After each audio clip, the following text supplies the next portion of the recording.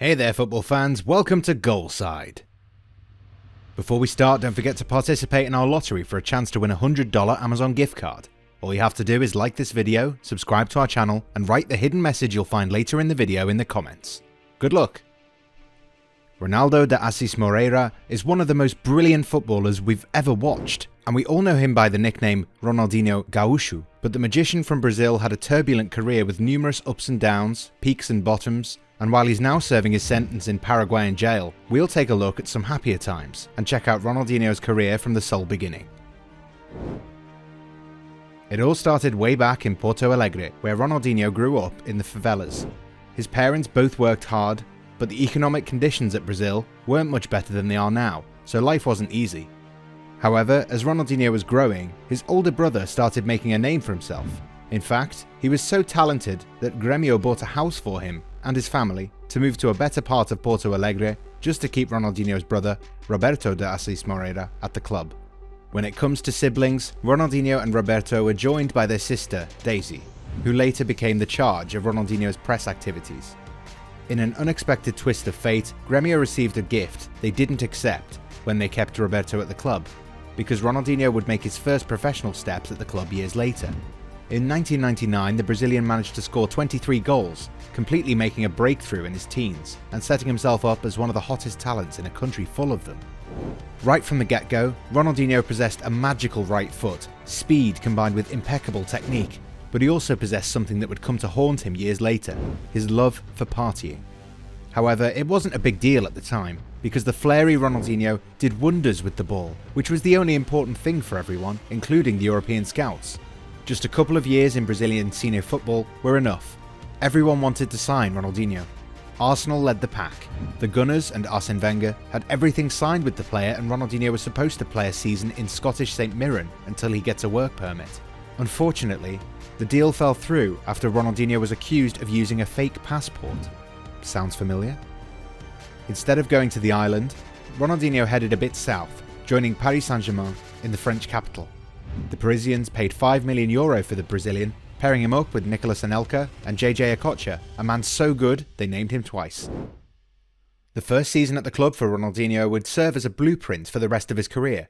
Some brilliant performances on the pitch resulted in 13 goals, but the manager complained about his love for the Parisian nightlife and partying scene. Not only that, but Ronaldinho always used opportunities to travel to Brazil and even extended his stay there even without the club's permission.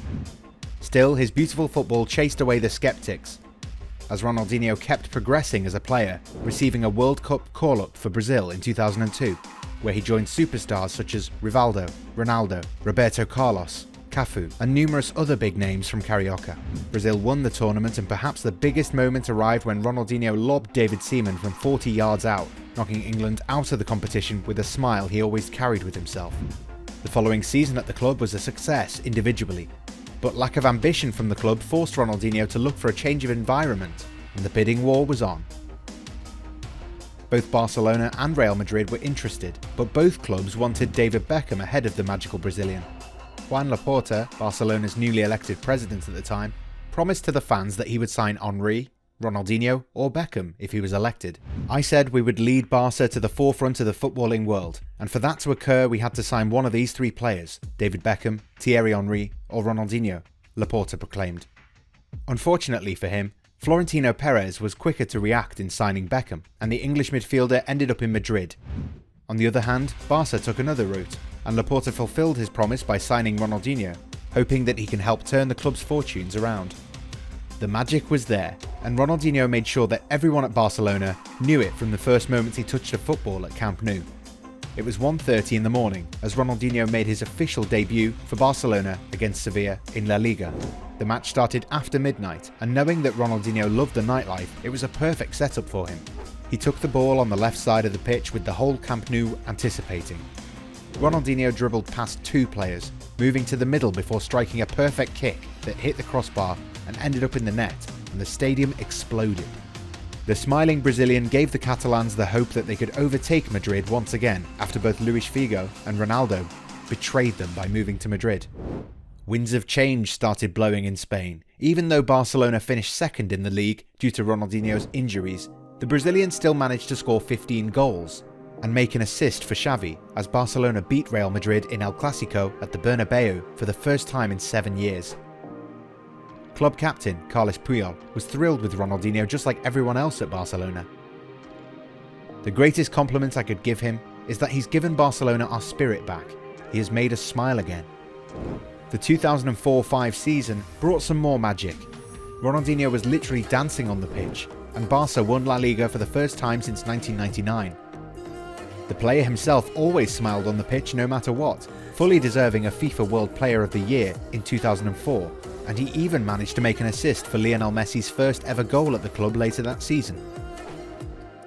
As far as the Champions League comes, Barca suffered a heartbreaking defeat to Jose Mourinho's Chelsea, even though Ronaldinho produced a moment for the ages when he scored one of the most brilliant goals ever. Commenting on it, even Ronaldinho himself was astounded. It's like someone pressed pause and for 3 seconds all the players stopped and I'm the only one that moves. Needless to say, Ronaldinho smashed all the individual awards in 2005, winning FIFA World Player of the Year once again, just like the Ballon d'Or. Ronaldinho's peak at Barcelona came in his 3rd season with the Catalans. It was the middle of November as Barcelona travelled to Santiago Bernabeu to face their nemesis Real Madrid. Blaugrana were taking over the power between the two clubs, and this was the night that they confirmed it, led by the unstoppable Ronaldinho.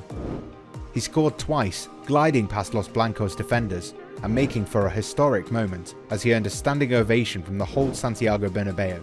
That's how good he was. I will never forget this because it is very rare for any footballer to be applauded in this way by the opposition fans, Ronaldinho said after the match. For the first time in 14 years, Barcelona won the Champions League.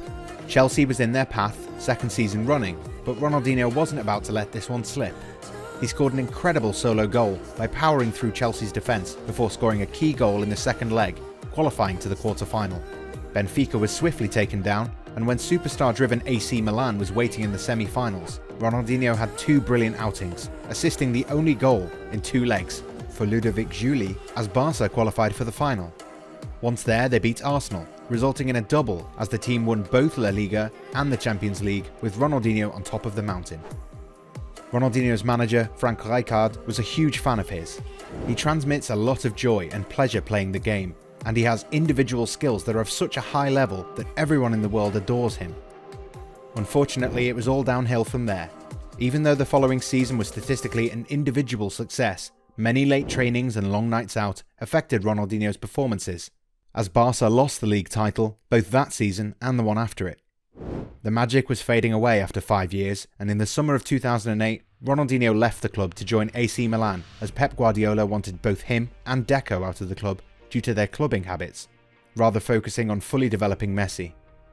Ronaldinho's first season at Milan wasn't a big success, and even the club manager at the time, Carlo Ancelotti, complained about his fitness. The decline of Ronaldinho hasn't surprised me. His physical condition has always been very precarious. His talent, though, has never been in question. Ronaldinho himself would come to regret leaving Barcelona as he wanted to play with Lionel Messi longer, as the Argentinian was his great friend. Even though many superstars have a huge ego, Ronaldinho was nothing like that. He took Messi under his wing, and the Argentinian still expresses his admiration for the Brazilian even today. Ronaldinho always spoke about Messi as the next big thing, confirmed by Kobe Bryant, who once said the following: "I'll tell you a story. A long time ago, Barcelona came to Los Angeles," Bryant started. "Ronaldinho, who was a good friend, I was talking with him and he told me, 'Kobe, look, I'm going to introduce you to the guy who's going to be the greatest player of all time.' I said, 'You what? You are the best.' But he said, 'No, this kid right here is going to be the best.' And that guy was Lionel Messi, who was only 17. Greatness knows greatness. As for Ronaldinho, his years with Rossoneri weren't particularly memorable, prompting him to return to Brazil as he joined Flamengo. It was already clear that Ronaldinho's European adventures came to an end, and there was an overwhelming feeling of what if, as Ronaldinho's talent was only surpassed by his wild lifestyle. Ronaldinho changed clubs with each passing season from then on, before finally putting an end to it when he retired in January of 2018. He remains as one of just 7 players ever to have won the Ballon d'Or, UEFA Champions League, and the World Cup. It was a wild ride, but we'll always remember the smiling magician as he brought back joy to the game. And his peak is perhaps the most pleasure you'll get out of watching any footballer ever make it at the highest level.